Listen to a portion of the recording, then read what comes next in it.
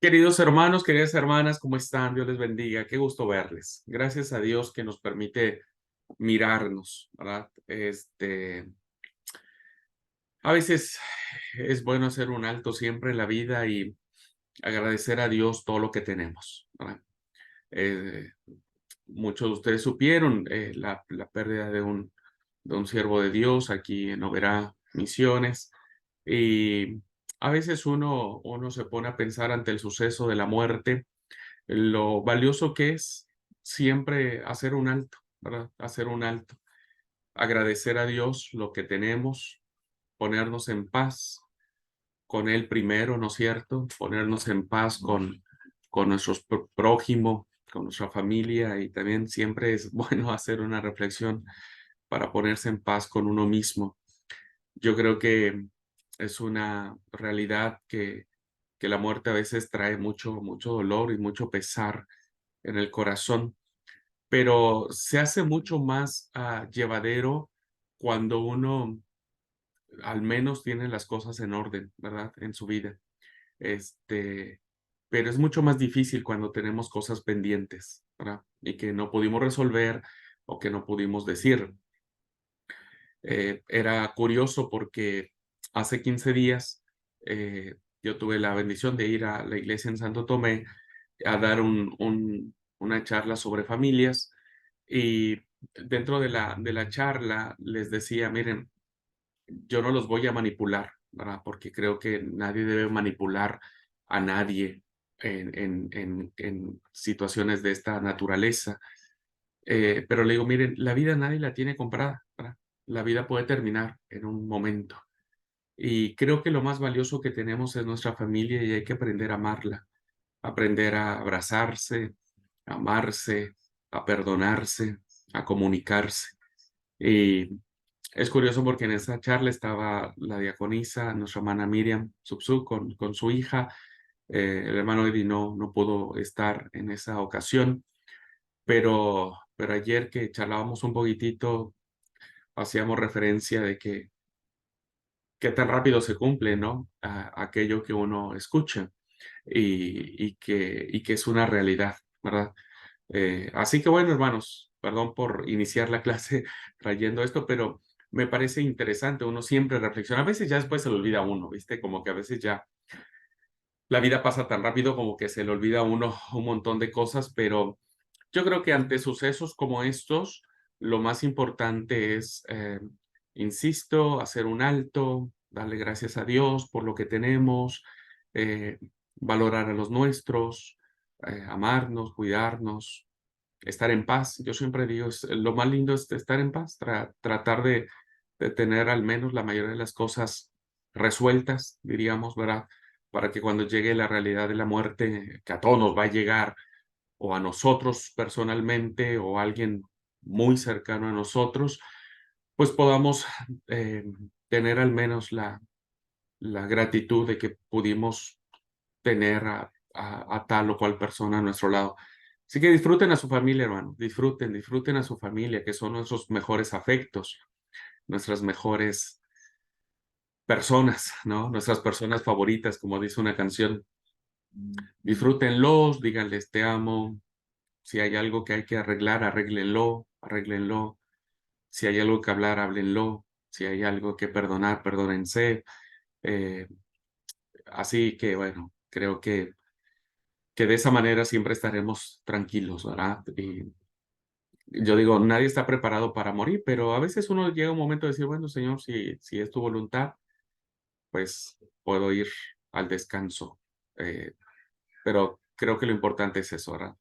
Bueno, hermanos, es una pequeña reflexión a raíz de una enseñanza que ayer Dios nos dio a todos nosotros y aplicándolo al ministerio educativo.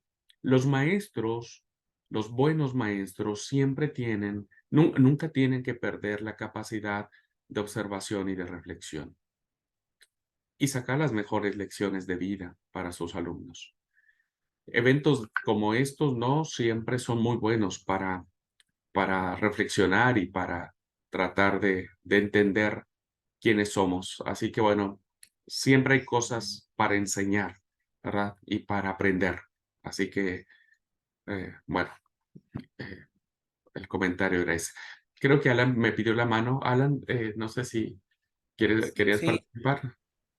sí, no, quería comentar que justamente hace 2 semanas, o sea, la semana pasada, justo vino el pastor Valdemar a visitarnos en casa.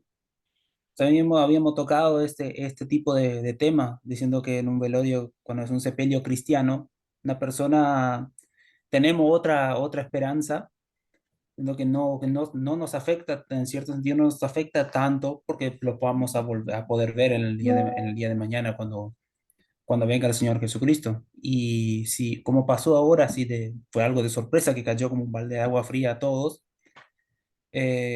Una persona que no cree esto se desespera. Es también una enseñanza para mostrar hacia las otras personas. Y como que estaba ayer, las personas que pasaron con camiones muy respetuosos, observaban. Ese es el ejemplo de mostrar al mundo de que somos distintos, incluso cuando enterramos a una persona muy querida dentro de la iglesia. Es el comentario que Gracias. quería. Gracias, Alan. Dios te bendiga. Bueno, vamos a tocar nuestra materia, hermanos.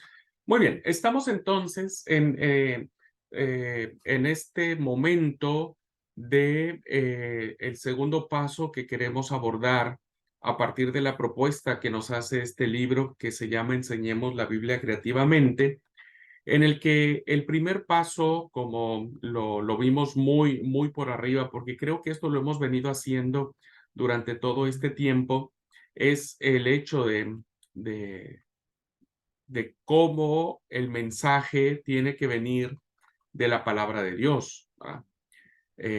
La Biblia es la base, es el fundamento de lo que representa nuestra enseñanza. Más allá, hermanos, de los libros que podamos nosotros echar mano de manera secular, y creo que es muy bueno poder echar mano de ellos, nunca deje de leer, nunca deje de aprender, eh, ame la lectura, creo que eso le va a dar a usted como maestro, como maestra de la Biblia, una mejor perspectiva, un mejor vocabulario, mejores ideas, mejores respuestas, que a veces uno de los graves problemas o los grandes desafíos, no problemas, uno de los grandes desafíos que tenemos los maestros es cuando tu alumno te hace preguntas que vos decís, y no sé, ¿verdad? O sea, uno mismo no sabe. Siempre es bueno seguir leyendo, sigan invirtiendo en buenos libros, ya sea de manera electrónica si les gusta, de manera física. Hay muy buenos libros cristianos. Ya les he dicho a ustedes, les enseñé hace iba a decir un par de años, bueno, sí, quizá un par de años, un año atrás o 2 años atrás, los requisitos que deben ustedes que valorar cuando compren un libro, ¿verdad? No compren chatarra, decimos, ¿no? Este, porque también hay muchos libros, ¿verdad? Que son muy baratos y qué bueno que sean baratos, pero que en cuanto a la enseñanza bíblica no es tan profunda, ¿verdad? Es más el pensamiento de alguien, es más la ideología de alguien, que no siempre es bueno. Sepan elegir buenos libros, elijan y lean aquellos principalmente que sean de su interés, eh, que sean de su conveniencia, que sea de su agrado, de su léxico, eh, pero más allá de todo eso, no olvide que el libro por excelencia, de donde nace toda la enseñanza, pues tiene que ser la Biblia. Y recuerde usted, y espero que no lo olvide, no haga ninguna distinción de enseñanza del texto bíblico. No diga, es que a mí me gusta más el Antiguo Testamento y solo voy a enseñar del Antiguo Testamento, o me gusta el Nuevo Testamento y solo voy a enseñar del Nuevo Testamento. Ya hemos aprendido a estas alturas de nuestra preparación que la revelación de Dios está desde Génesis hasta Apocalipsis, ¿no?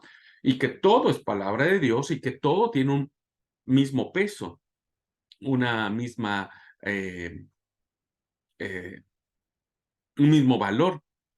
Así es que si algún día usted va a preparar su lección, su taller, su predicación su enseñanza, lo que usted haya preparado, recuerde que tiene que ser de una manera equilibrada y que debe nacer de todo el texto sagrado. La palabra entonces, como vimos en el modelo del libro que nos plantea, el primer libro es estudiar, del mundo bíblico al mundo de hoy. Tenemos que estudiar la palabra de Dios, tenemos que interpretarla, tenemos que aplicarla, tenemos que implementarla.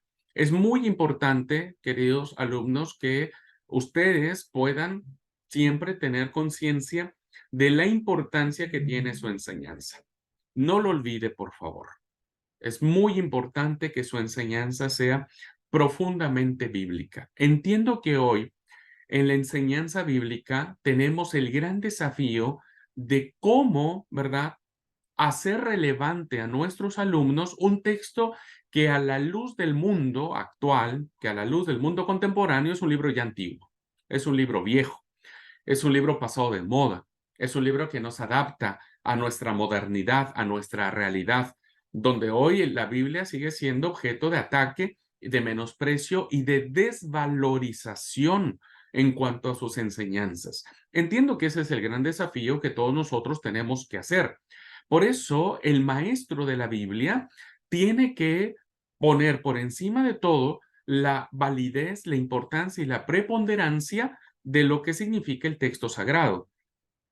Ah, hay maestros que sucumbiendo ante esta tentación y esta realidad de pensar que el texto bíblico está pasado de moda, entonces lo rellenan de psicoanálisis, por ejemplo, ¿no? Y entonces hoy tenemos enseñanzas más psicoanalísticas que bíblicas, ¿no?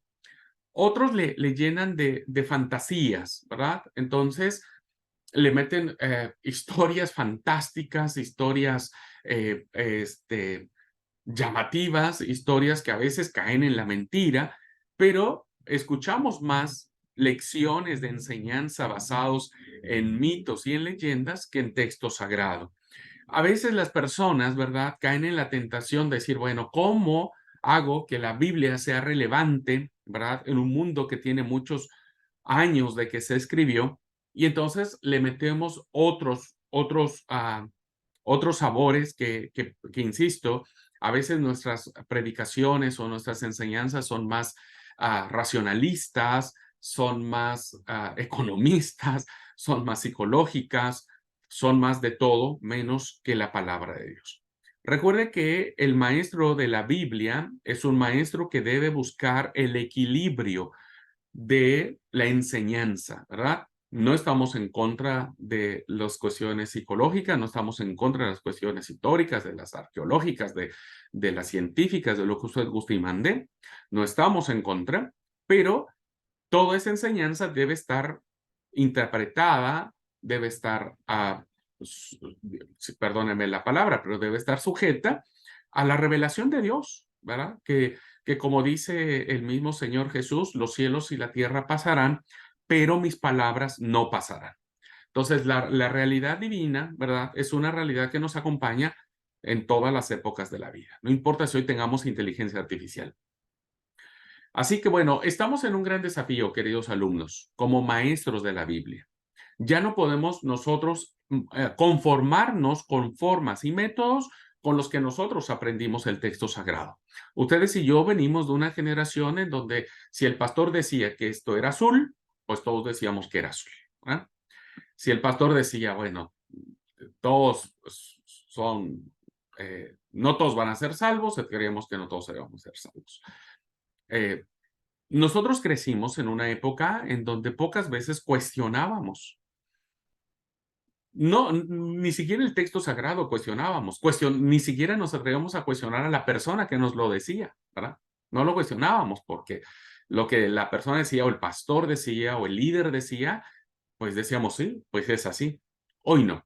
Hoy estamos en una realidad donde la tecnología, la globalización, las oportunidades que tienen todos ustedes, hermanos. Yo ahorita les puedo estar diciendo algo, ustedes apagan su camarita, googlean, ¿verdad? Y dicen, van a ver que a lo mejor lo que yo les estoy diciendo no es verdad.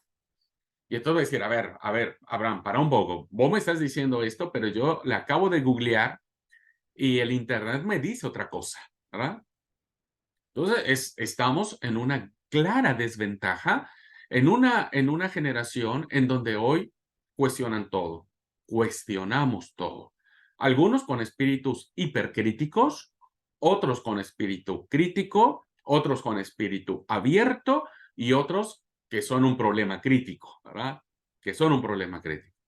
Entonces, yo creo que hoy, hermanos y hermanas, el desafío de ser maestros del libro de los libros no es tan fácil, ¿verdad? Y no es porque estemos dudando de que la Biblia no sea palabra de Dios. Claro que es palabra de Dios y siempre lo será, no importa el siglo en que vivamos. Más bien lo que estoy poniendo a reflexión a todos nosotros es cómo enseñar la Biblia en un mundo donde la Biblia es irrelevante. ¿Cómo enseñarla? ¿Cómo decirle a nuestros alumnos que lo que dice un libro que fue escrito hace 2000, 3000, 4000, 5000 años es ahora el texto base o guía para normar nuestras acciones y nuestros sentimientos? Así que estudiar la Biblia, queridos alumnos, es fundamental, ¿verdad? ¿Alguien me quiere recordar los pasos que nosotros necesitamos tener como método inductivo para transmitir la palabra de Dios? ¿Qué pasos tendríamos que considerar? Es observación, interpretación y aplicación. Ok. ¿El primero cuál sería? El primero. Interpretación. Observación. Observación, Muy bien. Primero tenemos interpretación que y observar. ¿Y qué es la observación? Ver qué dice el texto. Ajá. ¿Y eso en la práctica cómo es? ¿Cómo ustedes, qué hacen para saber qué dice el texto? O sea, investigamos, o sea, buscamos el Ok. contexto, Mm. para quién fue hecho, para cómo fue escrito. Ok, ¿quién lo escribió? ¿Cómo se escribió? ¿Qué más? ¿Qué otras preguntas se hacen ustedes al momento de abordar un texto bíblico? El género literario Muy para dónde fue. bien. ¿En qué género literario está escrito? ¿Qué otra pregunta se hacen? ¿Eso lo vieron en hermenéutica? quién es el autor, Ok, ¿quién es el autor? ¿Qué más? eh, Época, por qué fue escrito, para quién fue Claro, escrito, ¿por qué fue el escrito? contexto, como se habla en el contexto histórico en el que se escribió, Muy bien. todo lo ¿Y a que sucedió. quién, y a quién se le escribió? Los destinatarios, ¿verdad? La fecha en que pudo haber sido escrito este texto, ¿verdad? ¿Qué otra cosa?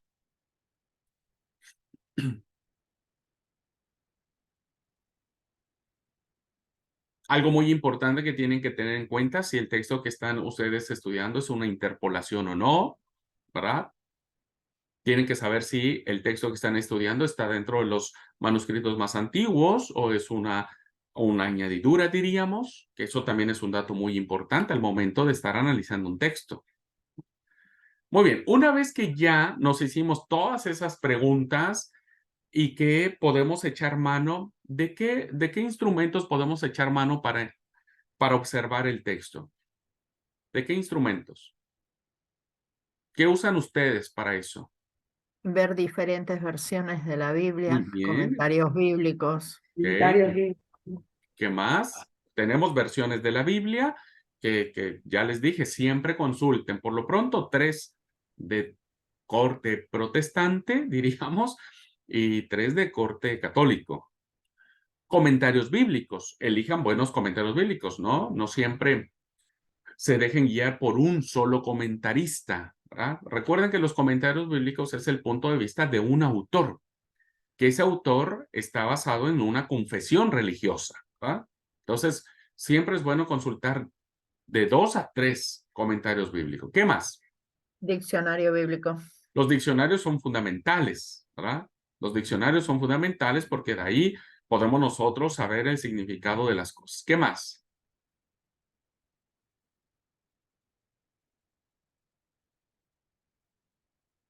¿Qué otro Eje- instrumento tenemos?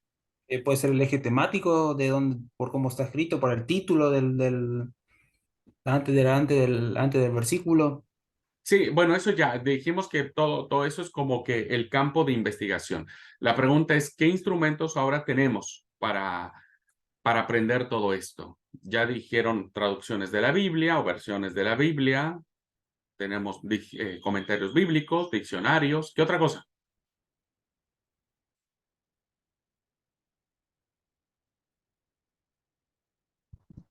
Y ahora usamos mucho internet para buscar.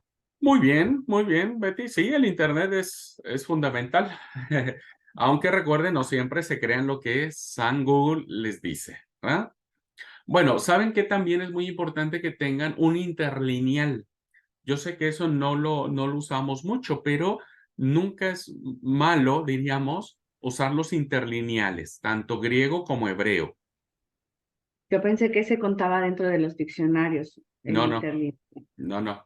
El interlineal, recuerden que Por eso son... no lo tomé, porque pensé que era como una especie de diccionario Mm, que trae el renglón de la frase en español y cómo está, de dónde viene traducida esa línea. Depende sea griego o sea eh, hebreo, sí, ¿no?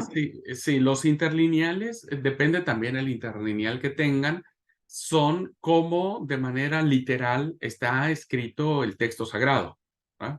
De cómo está escrito. Entonces, eso es muy bueno para darse una idea, porque las Biblias que ahora nosotros tenemos ya vienen como elaboradas, como ah, estructuradas en nuestro léxico, en este caso el español, ¿ah?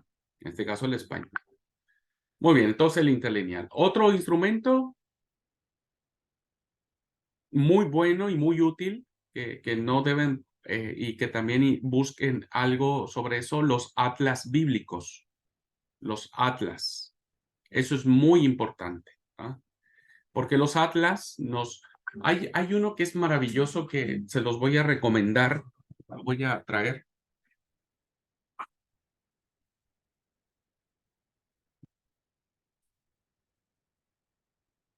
Este atlas es muy bueno, hermanos. Insisto, no tengo en PDF, pero vamos a ver si lo escaneamos porque, bueno, este es un instrumento que debe estar en su escritorio al momento de investigar un texto bíblico. Se llama Atlas de la Biblia. El autor es Nick Page o Nick Page. No sé si se ve bien. Nick, Nick Page, así como suena, Nick Page. Y la editorial es Libros Desafíos. Es muy bueno. La verdad que yo ya me leí medio libro. Y para los que son amantes de los mapas, ¿no? A ver si ahí están. Son los mapas, de cómo era antes la tierra la tierra bíblica, cuando se dividen los reinos, todo está aquí. Así que se los recomiendo y tiene una excelente explicación de los distintos lugares. ¿Ok?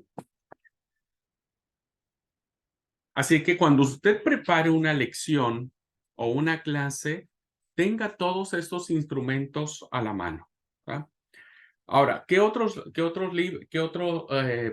¿cómo se llama? Instrumento usted puede tener? Libros, ¿no? Una cosa son los comentarios bíblicos. Los comentarios por lo general abarcan un poco más. Depende, hay comentarios muy técnicos, que cuando uno los empieza a leer ni le entiende uno, ni le entiende uno. Pero hay libros, sí, con ¿cómo es? Que no son como comentarios en sí mismo, ¿no? No te van comentando versículo por versículo. Y de esto yo les puedo recomendar a un autor que se llama, creo que ese libro lo dejé en México, que es una serie de libros muy bueno.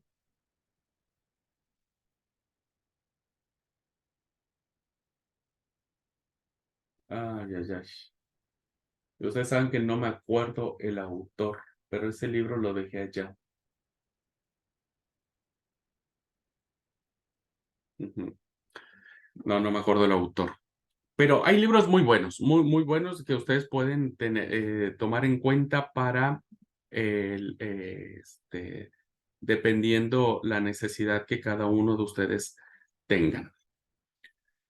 Ok, hermanos, ya observamos, ¿verdad? Ya tenemos todo el material en nuestro escritorio, en nuestra mesita de estudio.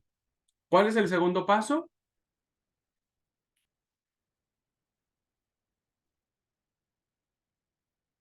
Interpretación. Ok, ¿y qué es la interpretación? ¿Qué me Lo dice? que significa el texto. ¿A qué Ok, se refiere lo que se investigó? ¿qué es lo que significa? La pregunta es, ¿qué es lo que significa para quién? ¿Para vos? ¿Qué significa el texto para mí? Ok. ¿Están de acuerdo todos? Yo creo que no, porque hay que buscar lo que significa para mí y lo que significa para las otras personas. Hay que buscarse como el punto clave para que se pueda entender bien el... O sea, ya No, estaríamos en la aplicación en este caso. No. Cuando ¿qué significa el texto? Sería aplicación, pero por lo general para hacer una buena investigación bíblica primero tenemos que ver qué me dice el texto de mí y en qué me puede edificar. Ok, ¿alguien quiere aportar algo más sobre este punto? La pregunta es, el segundo paso es interpretación y la pregunta que contestamos es ¿qué significa? La pregunta es ¿qué significa para quién? ¿Qué significó para el primer emisario, para el primero que lo recibió? Claro, claro, para mí sí exactamente. tiene que ver.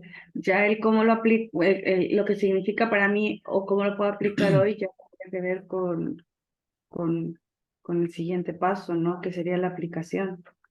Pues, antes de eso, pero sí. Por eso, tiene que ver para lo que decía nuestra hermana Zoraida, es para Claro, el escritor, lo que quiso decir, el que lo escribió, cuándo lo escribió, o sea, todo eso que yo investigué, a qué quería llevar con todo eso, qué ok, es lo que él entendía. ok.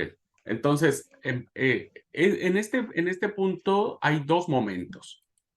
El primero es qué significó para el autor original, para los destinatarios originales. ¿Qué significó para ellos? Porque si no hacemos esta parte de la interpretación, entonces vamos a sacar conclusiones equivocadas. Vamos a decir algo diferente a lo que el autor quiso decir cuando en realidad no lo quiso decir, ¿no? Es como si nosotros estuviéramos diciendo, bueno, el Apocalipsis dice que la marca de la bestia es 666. Y entonces hoy decimos, bueno, la bestia hoy es el papado, por ejemplo, ¿no? Que durante muchos años nosotros sostuvimos esta postura, que el papa es la bestia que aparece en Apocalipsis. Nosotros no podemos decir que el autor haya pensado en el papado cuando ni siquiera existía el papado. Entonces podemos llegar a conclusiones erróneas,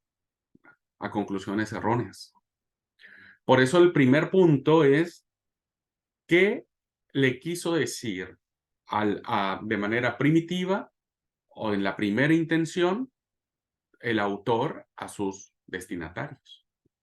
Entonces, con base en todo lo que hemos investigado, decimos, bueno, quiso decirles esto, ¿no? El Apocalipsis tiene que verse en manera general y tiene que verse como un libro de esperanza y de consuelo a un pueblo que estaba siendo perseguido. Empezamos a tener claves hermenéuticas. Ustedes ya saben sobre eso, ¿no? Entonces tenemos que tratar de acercarnos lo más que se pueda a la intención primitiva, ¿no? A la intención original. Y luego empezar ya a hacer este proceso de qué empieza a permear en mi vida, ¿verdad? ¿Qué empiezo yo a sentir? ¿Cómo lo empiezo a interpretar a mí ya, vean, el embudo se empieza a hacer más estrecho en este punto, ¿no? En donde aparece la tercera fase, que sería la idea principal. Bueno, Karina aquí nos dice, tiene 3 reglas, que es la continuidad del mensaje. Entiendo que es el tema de la interpretación. Muy bien, la continuidad del mensaje, el contexto del material y el significado habitual, que es lo que aparece también en el libro, de lo que aparece la interpretación. Gracias, querida Karina, por comentarlo. En estas palabras que yo les acabo de mencionar, básicamente tiene que ver con cómo nosotros nos acercamos a este punto. Son las 3 reglas que aparecen en la página 94, 95 y 96.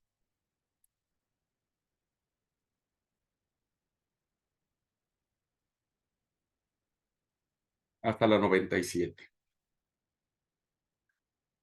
Muy bien, entonces después de que aparece esta interpretación de lo que significa, viene lo que es la idea principal, ¿verdad? Y entonces la idea principal nace de cómo lo general tiene que acoplarse, adaptarse o achicarse, si se puede llamar así, a una idea que sea la que permee el pensamiento y la enseñanza de nuestros alumnos. No podemos enseñar todo porque no todo va a ser útil, ni todo va a ser provechoso, ni todo se va a recordar. Entonces, hay que buscar la idea principal, cómo la globalización de información que nosotros tenemos, la tenemos que reducir a una idea general, a una idea, a un tema principal, a una tesis, ¿no? Que nos permita a nosotros ya empezar a hacer la transición del mundo de la Biblia a cómo ahora nosotros tenemos que traducirlo al mundo de hoy, ¿no? Es como el catalizador, como el colador, diríamos, el colador. Entonces, aquí también es un gran desafío. ¿Qué de la lección que yo voy a estructurar quiero como idea principal quede en el pensamiento de las personas, ¿no? Y entonces se empieza a abrir la idea hacia la implementación. ¿Qué pregunta contestamos en esta cuarta fase?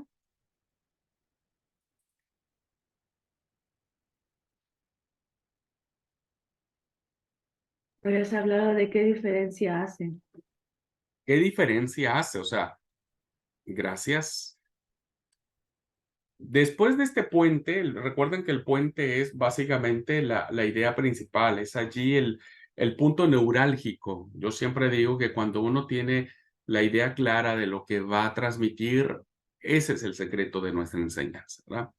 Cuando el maestro tiene 1000 ideas en la cabeza y quiere volcarlas todas, va a terminar no enseñando ninguna, ¿verdad? Entonces, siempre es mejor una. Por eso la predicación expositiva nos lleva a transmitir a través de forma de sermón una enseñanza, ¿verdad? Es mejor una enseñanza y no 1000 conceptos de los cuales los alumnos no van a hacer. ¿Qué diferencia hace lo que sucedió hace 2000 años? ¿Qué diferencia hace si lo aplico hoy? Esto viene a ser básicamente como la motivación del por qué mi alumno o quien esté escuchándome tiene que escucharme y tiene que considerarlo para llevarlo a la práctica. Si no te cambia nada, si no es relevante, si no es significativo, si no pertenece a tu campo de interés, entonces la enseñanza no va a tener un efecto de transformar vidas. Entonces, tenemos nosotros que plantear qué diferencia hace. O sea, si vos haces lo que te estoy enseñando, ¿qué va a ser de diferente para ti? Es como la motivación, ¿verdad? Es como la motivación. ¿Qué debo hacer? ¿Qué diferencia haría esa enseñanza en mi vida? Y entonces después, al final, tenemos la aplicación. ¿Qué entendemos por la aplicación, hermanos?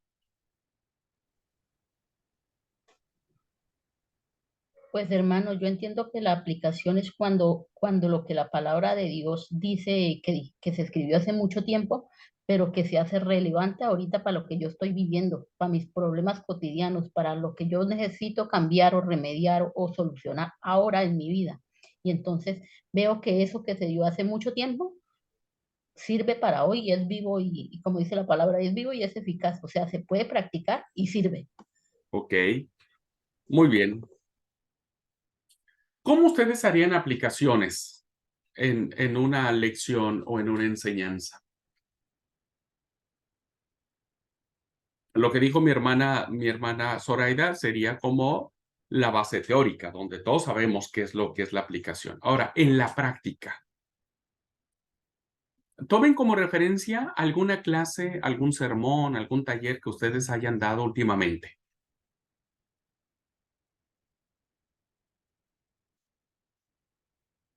¿Qué aplicaciones hicieron y cómo las plantearon?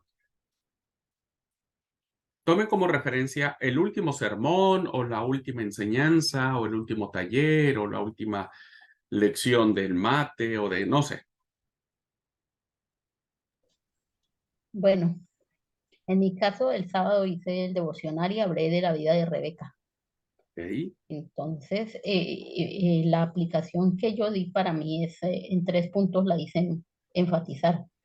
La primera que di es que Rebeca era una persona hospitalaria, era una persona diligente y era una persona como nosotros, que tenía muchos errores y muchas cualidades y Ujú, que lo podemos traer a la vida diaria de nosotros, de que hoy en día está muy común no ser hospitalario, no ser servicial, no ser ujú, ayudante, y en cambio la palabra de Dios nos enseña eso. O sea, llevé ujú. de Génesis a Timoteo. También lo llevé de muchos en el lado contrario que critican a Rebeca porque nunca se arrepintió de haber engañado a Isaac ni de lo que hizo. Y muchos lo ven como un pecado que ella engañó al esposo y tramoyó con el hijo y bueno, y estas y las otras. Pero pues en el caso de nosotros, si queremos verlo de ese momento de que ella hizo las cosas mal y que no se arrepintió, pero nosotros sí tenemos, sabiendo que aunque ella fue una de las grandes mujeres que la palabra de Dios nos da, fue una mujer como nosotros con equivocaciones. Y la palabra de Dios nos dice que si alguno pecamos, pues abogado tenemos para con Dios a Jesús el justo. ¿Ya? Entonces, si nosotros pecamos, debemos ir a Dios y pedir perdón de nuestras equivocaciones, porque total no hay nadie en este mundo que haga el bien y nunca peque. Todos nos equivocamos.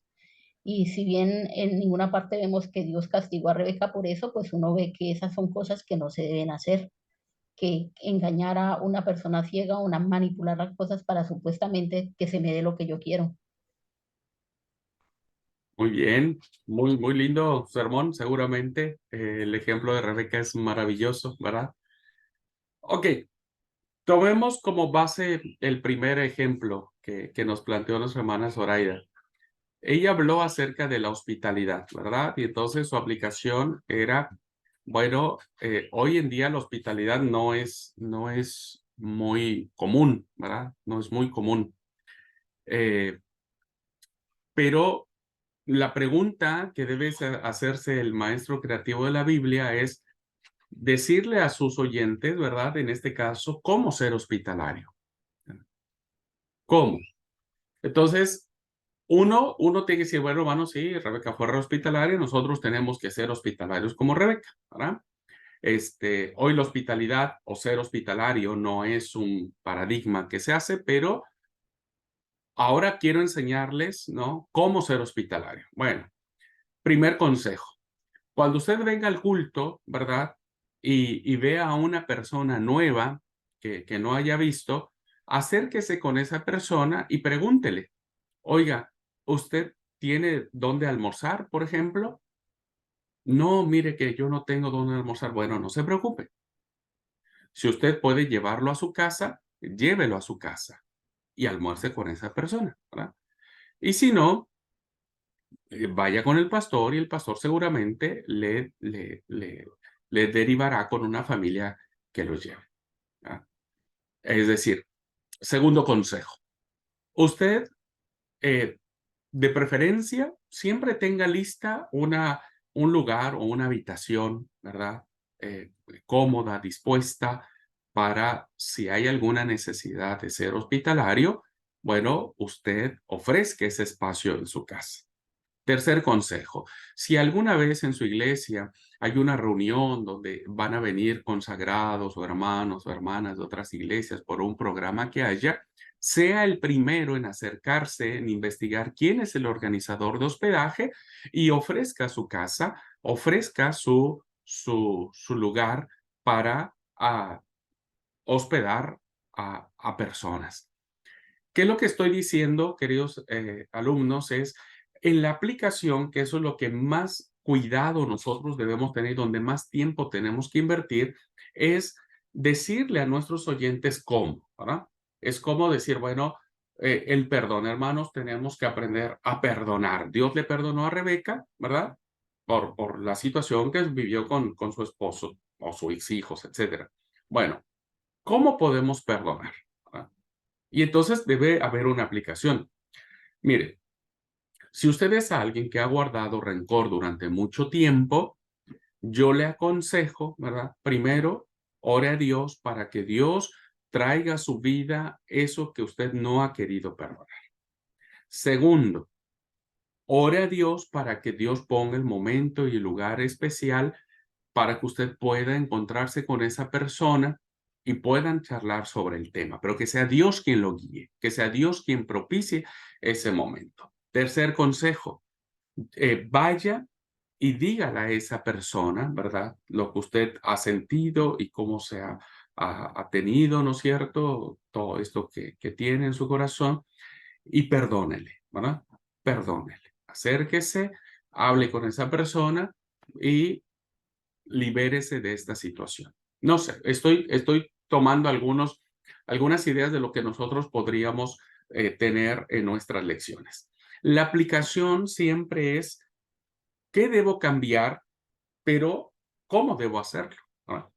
Entonces, cuando las personas o los alumnos salen con ideas claras, consejos concretos, indicaciones precisas de qué es lo que tendrían que hacer para llegar a esa implementación, a esa transformación de sus vidas, entonces la enseñanza se hace efectiva, ¿verdad? La enseñanza se hace real, se hace palpable, se hace práctica, se hace visible. Porque si no, entonces nuestra enseñanza siempre caerá en el ámbito de lo teórico, ¿verdad? De lo teórico. Pero la teoría no siempre es buena consejera, ¿verdad? ¿Por qué? Porque a muchos se nos pasa, se nos olvida la teoría, pero la práctica siempre será muy importante. Puede usar ejemplos, puede usar algún testimonio, puede usar algún fragmento de alguna película, de alguna canción, no sé. Hay un montón de cosas que ya después vamos a estar viendo cómo hacer que la aplicación sea relevante en la vida de nuestros alumnos. Dígale cómo a las personas, no solo dígales el qué, ¿verdad? ¿Qué es lo que tienen que hacer? Más bien, esfuércese, pídale a Dios sabiduría para que les explique el cómo tienen que actuar, ¿no? Para amar. Amen a su familia, ok, pero ¿cómo amarla? Denles consejos, ¿cómo amarla? Hermanos, yo les invito, yo les aconsejo mañana o al rato que termine el sábado, si ustedes quieren, a la tarde, llamen a sus hijos, a su esposa, y díganle, ¿sabe qué? Vamos al centro, vamos a la plazoleta a comernos un helado. Y hable con ellos. Ya les está dando usted un consejo. Invítenlos a que vayan a comer un helado, que vayan a tomar un mate como familia. Siempre nuestra mente, el maestro de la Biblia, tiene que llevar a cabo el cómo, ¿verdad? Dependiendo de la realidad que estamos teniendo. No sé si me expliqué, hermanos.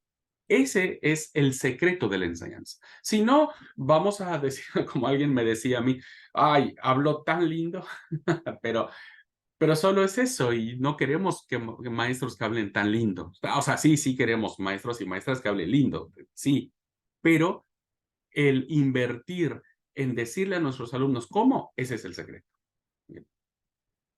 Muy bien. ¿Quieren alguien comentar alguna experiencia que tuvieron de aplicación en alguna enseñanza? ¿Cómo transformaron el cómo? ¿O cómo tradujeron el cómo en esa enseñanza? Yo en un sermón, yo dije sobre el amar al prójimo, de decir, si vos amás al prójimo y no sos lo que aprendés, no le mostrás amor hacia el otro, vos te quedás con lo que vos aprendiste y no podés ayudar a otros. Por ejemplo, en cualquier cosa, lo tomé ejemplo mío, por ejemplo, de la predicación, yo no lo podía hacer, entonces si yo pude hacerlo como vos, no podés hacerlo. A ese sentido yo tomé como diciendo el amor al prójimo. Si vos sabés, capacita a otro para que lo pueda hacer también. A ¿Ah? ese fue en un sermón que traje hace poquito, una aplicación sobre el amor al prójimo. Claro, pero ¿cómo? ¿Cómo tienen que amar al prójimo? O sea, Primero, vos dijiste, se puede amar al prójimo. Y sí, si vos pudiste, por ejemplo, predicar, está bueno. También alguien puede amar al prójimo. La pregunta es, en pasos concretos, yo dame dije, tres consejos, ponele tres consejos prácticos para amar al prójimo. ¿Cuáles serían? primero amar a Dios por sobre todas las cosas. ¿Cómo? Eh, ¿Cómo lo hizo. amamos a Dios? Ah, ¿Cómo? Esa es la pregunta. ¿Se dan cuenta? O sea, primer paso es amar a Dios. Ajá, pero ¿cómo amo a Dios?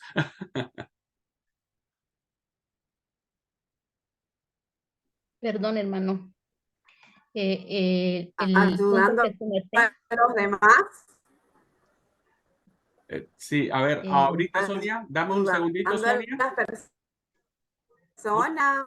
Hola, Sonia, te escuchamos. Dame un minutito porque primero estaba la hermana Zoraida y ahí te doy la palabra. ¿Puede ser? Adelante, hermana Zoraida.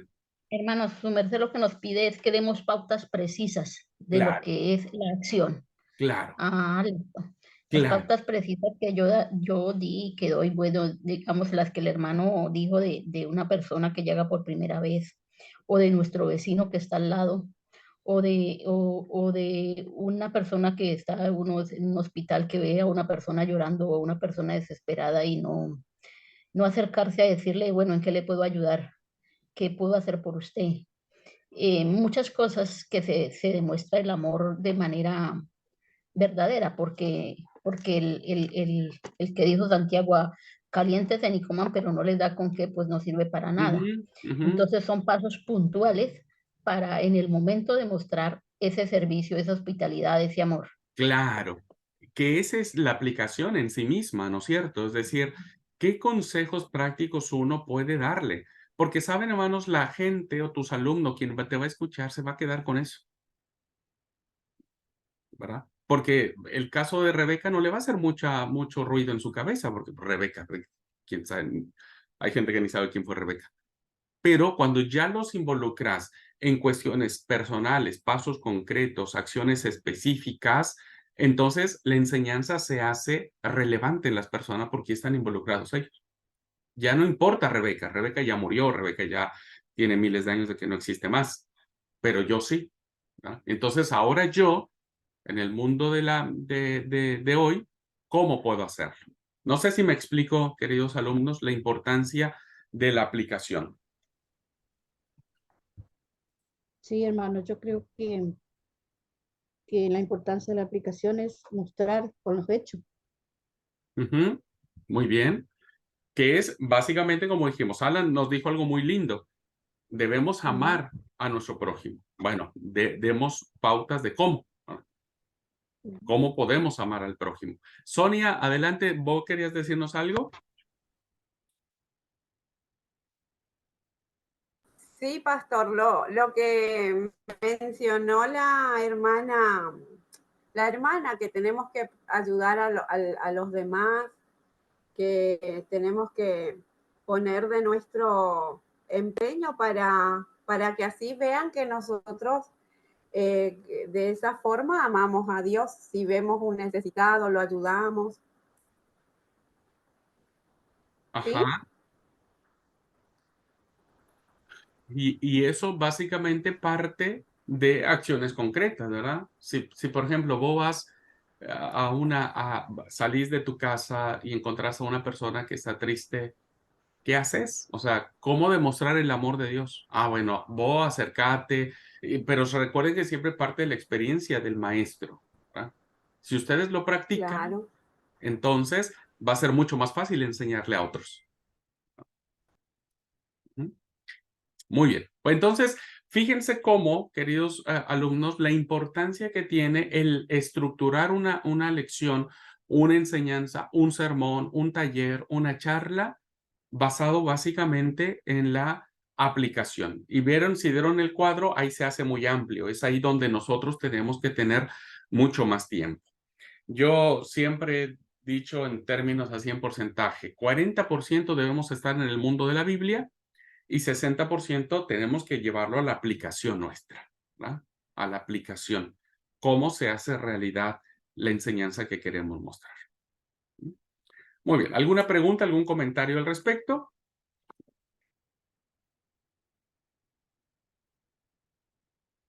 No, ahora sí me acordé lo que yo había comentado en Eso, ese. Alan. Yo sabía que te habías acordado, Alan. Dale, Si no Alan. amamos, si no amamos, no conocemos a Dios. Eso es lo principal que tenemos que hacer. Ok, Primero amar a Dios para después, para poder amar al resto. Eso es ok. lo que yo había hecho Muy bien. en ese momento. Ajá. Y Y ahí, entonces, en y la ahí, etapa de la aplicación, ¿qué preguntas te plantearías y qué respuestas darías? el- como entonces el mismo es un mandato. ¿Cómo no vamos a conocer si no Ujú, amamos, por más que no seamos a nosotros mismos? ¿Cómo vamos a amar al resto? Si incluso a veces decimos que nosotros no nos amamos porque Dios nos creó así, de tal y ujú. de algún defecto o algo. ¿Cómo vamos a amar al prójimo si a veces no nos hacemos lo mismo? Fueron algunas de las aplicaciones que había hecho en ese Ajá, pero la pregunta sigue siendo la misma. ¿Cómo? ¿Cómo? Me van a odiar porque ver y luego me dice, pero ya, para, siempre es cómo. Y bueno, y sí, ¿cómo? ¿Cómo hacerlo? O sea, lo que Alan nos está diciendo es perfectísimo, está re bien, ¿no? ¿Cómo, la Biblia dice, ¿cómo podés amar a Dios que no lo ves y a tu hermano que lo ves no lo amás? Bueno, eso ya lo re sabemos. Ahora la pregunta es, ¿cómo primero amar a Dios para luego poder amar al prójimo? ¿Cómo? Yo lo había hecho con el ejemplo, mostrar el ejemplo que nosotros tenemos. Pero ¿qué Por ejemplo, ejemplo? ¿Cómo se traduce ese ejemplo? Pues sí, el ejemplo, pero ¿qué ejemplo? amar a la naturaleza, nosotros mismos, ¿Cómo se ama la naturaleza? cuidándola, ¿Ok? cuidándola. ¿Y qué tengo que hacer para cuidarla? O sea, dame un ejemplo de que yo tenga que hacer para cuidar a la naturaleza. Por ejemplo, no tirar una bolsa de basura. Listo, ya está. ¿Ve? Entonces, hermanos, amar a Dios es amar su creación y la mejor manera es no tire, por favor, basura en la calle. ¿Ah? Siembre un árbol. Qué sé yo. No sé si Perdón, hermano Abraham, una pregunta. mande. Eh, dándole clase a unos niños de 5 a 9 años y enseñándoles sobre la caída del hombre en el huerto, ¿sí? Yo enfaticé me gusta decir desde el comienzo de que no fue una culebra, sino que era Satanás disfrazado.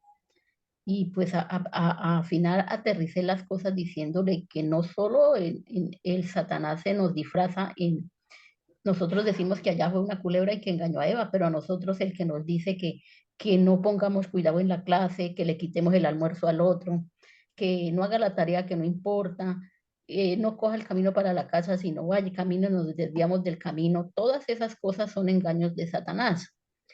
Pues ahorita se me vino a mí a la cabeza, hermano, ¿eso es válido o no es válido? Yo decía que por eso decía que el gran desafío los que nos digamos a la enseñanza son las preguntas difíciles.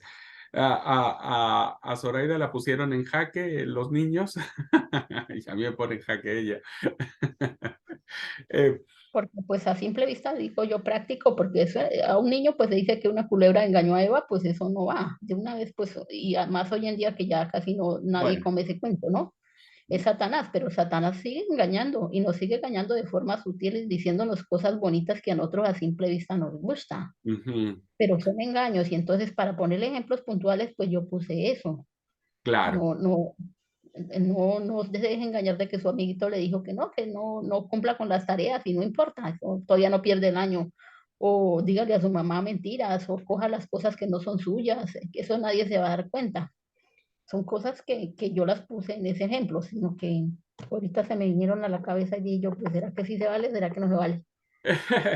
Miren, hermanos, no sé quién más se dedica a la enseñanza de niños. ¿Quién da clase a niños acá? Mi hermana Zoraida da clase a niños.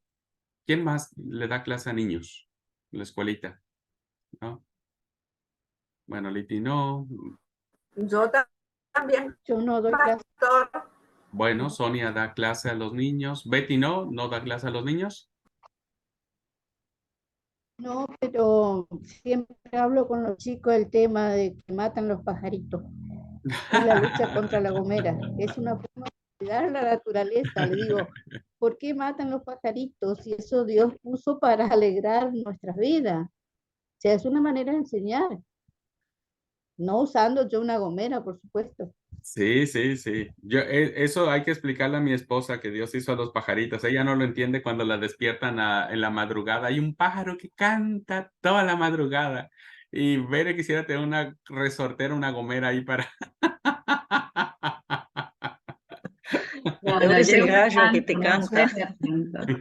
No, el gutaú que le llaman, viste, que se canta toda la noche. Ay, no, pobrecita mi mujer, sufre con el pájaro. Y Bueno, el zorzal a las 4:30. ¿qué es lo que quería decir? Que quienes dan clase a los niños, mis respetos. La verdad que tienen toda mi admiración, mi cariño y mis oraciones al respecto. Porque no es fácil enseñarle a un niño, ¿verdad? Karina enseñaba, Clelia cuando era más joven enseñaba, que apenas fue ayer. Ale también enseña a los niños. Hermanos, es re complicado, ¿viste? A ver, ¿por qué es complicado? Por dos cosas. Lo vamos a ver.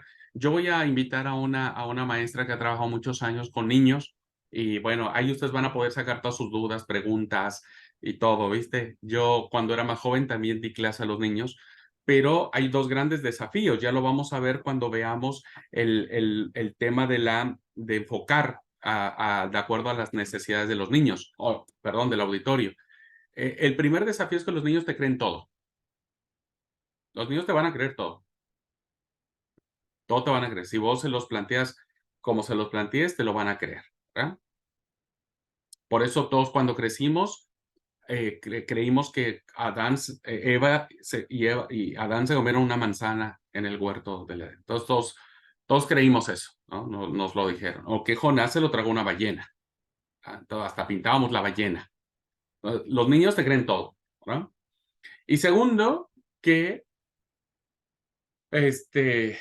cómo decirles verdades a un niño, ¿verdad? Bíblica para su edad, para su comprensión cognitiva. Ese es un gran desafío. Entonces, siempre el maestro o maestra de niños debe tener mucho cuidado en saber qué ejemplos poner, en saber que el niño va a absorber todo, ¿no? Y lo va a procesar y que eso va a representar un gran desafío. Pero eso creo que lo vamos a ver ahora en la segunda parte, que es enfocar, que es el segundo punto que nos plantean los autores del libro Enseñemos la Biblia creativamente, ¿no? Entonces, yo creo que vamos a ir descubriéndolo un poco, mi querida Zoraida, ¿no? De que si les enseño bien o no les enseño bien. A los niños. Lo vamos a ir descubriendo, lo vamos a ir descubriendo. Bueno, la página 128 del libro que estamos leyendo, ¿verdad? Dice en el último párrafo, ahora, página 128 de nuestro libro guía, ahora es posible que tal vez usted sienta que ya está listo para enseñar. Ya hicimos una lección maravillosa, hicimos la observación, la interpretación, hicimos una buena idea general, dijimos qué era lo que iba a impactar si implementaban tal o cual enseñanza en su vida y por lo tanto les empezamos a dar consejos prácticos. O sea, tenemos una lección muy buena, una enseñanza muy buena, tenemos algo que está en nuestra mente y dijimos, bueno, listo, ya estamos listos para dar esta cátedra o esta enseñanza o este taller o esta materia o lo que sea. puede que se sienta tentado a tomar las notas del estudio y dirigirse al aula o al culto o a la escuelita o a donde vaya a dar la clase. Quizás se pregunte, ¿pero qué más habrá que hacer antes de enseñar este pasaje? Si ya hicimos todo el trabajo de investigación, usted ha observado, interpretado, identificado un principio puente, ha descubierto varias aplicaciones, incluso ha visto una o dos implicaciones o cambios significativos para su propia vida. La pregunta que todo maestro se hace al momento de dar la clase, ¿qué más debe hacer para estar cabalmente preparado para enseñar el pasaje? ¿Qué más nos falta? Y algo que tienen que subrayar, que está en la página 129, para comenzar, debe aprender cómo entrar en el mundo de sus alumnos. Los maestros creativos de la Biblia deben comprender tanto el mundo de la Biblia como el mundo de sus alumnos. Y esto es muy importante. Porque, ¿qué es lo que falla en la enseñanza? La enseñanza a veces falla no en la preparación que el maestro haya tenido de su clase, sino más bien falla que el maestro no conoce hacia dónde y hacia quién va a dirigir su enseñanza. Un ejemplo muy clásico y muy pavo, diríamos, es como si yo armara una clase para adolescentes y empezara a usar muchos términos teológicos, técnicos, con definiciones de la Real Academia, con definiciones de diccionarios de griego, de hebreo, etcétera. Pues aunque mi clase va a estar muy buena, ¿no? Diríamos, en cuanto a la información, pues si yo no conozco quiénes son mis oyentes, pues simplemente no me van a entender nada. No me van a entender nada. Entonces, por eso el segundo paso es el enfoque. Esto ustedes ya lo leyeron, hermanos. Yo quiero que después de que vengamos del receso, ustedes me hagan, me identifiquen algunas de las frases o de las ideas que más les favorecieron en este capítulo, ¿verdad? O en este punto de enfocar. El segundo paso es enfocar el mensaje, ¿verdad? En la página 131, la 130 está en la figura número 7. Ya vamos a avanzar al segundo, es decir, ya tenemos lo que queremos decir. Ahora necesitamos mirar al frente para saber quiénes serán nuestros alumnos. Los autores nos manejan aquí la historia de Mateo 14 cuando Jesús camina sobre las aguas y va hacia el barco de sus discípulos. La reacción de Pedro fue descender, caminar sobre las aguas hacia Jesús. Pero el texto bíblico dice que en los versículos 30 y 31, Pedro, al ver el fuerte viento, tuvo miedo, comenzó a hundirse y dio voces diciendo, Señor, sálvame. Y Jesús le extiende la mano, lo toma de él y le dijo, hombre de poca fe, ¿por qué dudaste? Bueno, ¿qué es lo que nos está diciendo acá? Jesús sabía por qué Pedro había dudado. Pedro había perdido la fe porque había perdido el enfoque. Miró el viento y las olas y dejó de mirar a Jesús. El resultado fue que comenzó a hundirse. A menudo nosotros, lo mismo que Pedro, cuando perdemos el enfoque, perdemos la fe y comenzamos a hundirnos. Es muy importante, hermanos, estar enfocados hacia las personas que vamos a compartir la enseñanza. Vamos a tomar el receso en estos momentos y al regreso, por favor, quiero que ustedes me identifiquen, porque esta es la lectura que les dejé ya algunos días atrás, cuáles fueron las ideas más importantes que encontraron de esto. Y después de escucharla brevemente, nos vamos a centrar en la página 143, 144, 145, 146 y 147, que son las tablas 3, 4, 5, 6, 7. Vamos a concentrarnos un poco en esto. Todo lo demás ustedes lo tienen. Por eso me gustaría saber qué es lo mejor que encontraron en este en esta lectura, ¿ok? Pero me interesa que podamos empezar a sumergirnos en las características del desarrollo de los niños preescolares, el desarrollo de los niños de escuela básica, cómo se desarrollan los jóvenes, cómo se desarrollan los adultos y cómo se corresponde al desarrollo espiritual de cada uno de ellos, ¿no? Esto va a ser muy importante. Tomamos 10 minutitos de receso y volvemos a la clase y les doy este tiempo para que ustedes identifiquen qué fue lo que más les impactó de esta lectura en cuanto al enfoque. Este capítulo tiene tres títulos. Son muy buenos cada uno de ellos. La verdad que es fascinante. El primero era enfoque en las necesidades, ¿verdad? En las necesidades. ¿Cómo entender y evaluar las necesidades de los alumnos? Si no sabemos qué el alumno necesita en nuestra enseñanza, nosotros podemos estar hablando, pongo un ejemplo, podemos estar hablando de teología sistemática cuando nuestro alumno está pasando por un momento de depresión, por ejemplo, ¿verdad? No va a corresponder. Segundo, enfoque en el aprendizaje, la verdad en la vida. Debemos enfocar en aquellas verdades que van a desarrollar un aprendizaje eficaz y efectivo, un aprendizaje vital. Y finalmente, debemos estar enfocados en los resultados. Miren, hermanos, pasa como todo. Nosotros cuando nos toca dar un sermón, por ejemplo, nosotros damos el sermón. ¿Cómo evaluamos el resultado del sermón?